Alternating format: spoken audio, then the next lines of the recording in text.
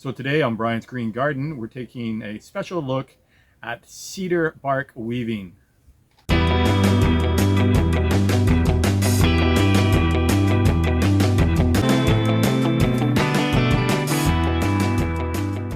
When I was in Vancouver, I headed down to East Vancouver to the Britannia Community Center to meet Todd down at the Carving Center Garden. Todd was the guy who originally taught me how to harvest cedar bark and weave it into baskets, among other things. Hey Brian, welcome to the Senior Weaving Circle. Come in, weave a bracelet. Tell you the story about a basket. So this goes on top of this? No, you gotta put it behind and tuck it in. Behind that? And then you can cut these two off once you get this anchored in there. Okay. Perfect. Thank you. No problem. Right. Here we are with Todd, who was the man who originally taught me how to weave cedar into baskets. How's it going, Todd? Going great there, Brian. So we're here at his weaving circle that he's been, how long have you been putting this weaving circle on for, Todd? I've been putting this weaving circle on actually for 13 years now, since I've been here in Vancouver. Wow, so you were just fresh when I met you 10 years ago. That's right. I was kind of a lost Haida. Lost Haida, so that's where you're originally from Haida Gwaii. Yes, from Haida. I'm from Haida Gwaii. And where's Haida Gwaii exactly for people who don't know? Okay, I'll give you, it's about just south of Alaska. It's about just north of Vancouver Island on the west coast of Canada. So we're one of the northern eastern nations on the Pacific Ocean. Yeah, it's a beautiful place. I was actually lucky enough to get up there once and never forget it, for sure. But now, look, with the baskets, what would you primarily use the baskets for?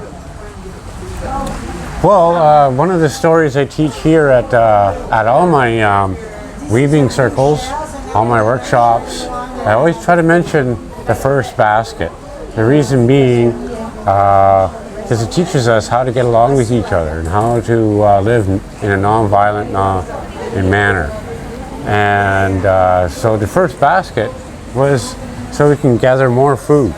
So we often call the cedar tree long life maker, because now we can gather way more food than just what our hands can carry. A larger harvest. And less work. Less work, more bang for your buck, basically, getting not all that food harvested from the forest. One trip. One trip, one stop shop.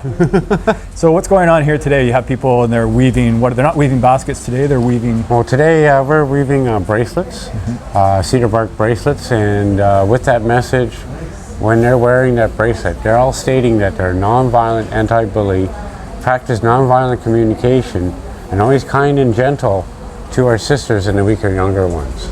Well, and you brought some baskets as well, no? That you're going to show us. You have the little basket on you? Yeah, I happen to have a little hummingbird basket. Hummingbird basket. I call it a hummingbird basket. Most English folks will call it a Thumbelina basket. Thumbelina. Because it fits on your thumb, right? Perfect. But it also is the same size as a hummingbird nest. Wow. Now, I've heard stories of the weaving being so tight on some baskets that you can actually hold water. You want to waterproof your basket, make it watertight. Okay, you don't use bark for one. No. Oh, what would you use? Because if I get this wet, it does not expand enough to fill all the little holes. Okay. So if I made this out of root, cedar root, spruce root, so then when you can put water in it, all the roots will expand, swell up, plugging up all the holes, and then you become watertight. Ah, fantastic. I didn't know that.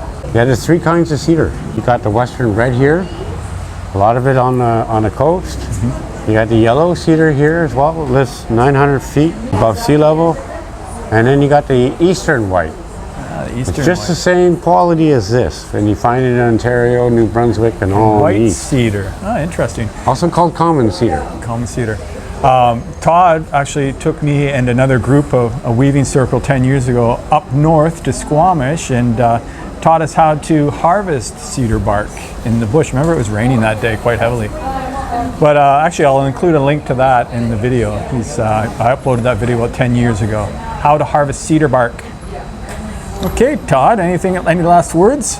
Well, thank you very much, Brian. It's been Pleasure. awesome, meeting you the first time 10 years ago with that video. Yeah. I never expected to get such a huge viewership. Yeah, almost 10,000 now. Well, Todd, thank you. Thanks for everything, and great to see you again. Cheers, man.